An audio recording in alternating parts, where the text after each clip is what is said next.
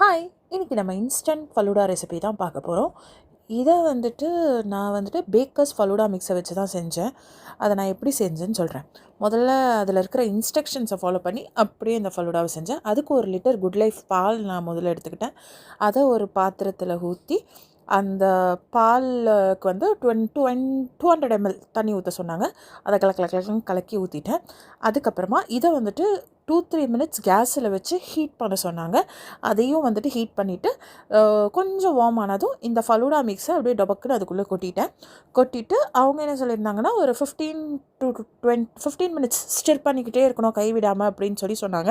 Stir பண்ணுறேன் ஒரு 30 minutes ஆச்சு அது அந்த திக் கன்சிஸ்டன்சிக்கு வர்றதுக்கு. கையை விடாமல் ஸ்டிர் பண்ணிக்கிட்டே இருக்க சொல்லியிருந்தாங்க. அப்படி பண்ணியும் அப்பப்போ அங்கங்கே இந்த மாதிரி பிடிச்சிருந்துச்சு.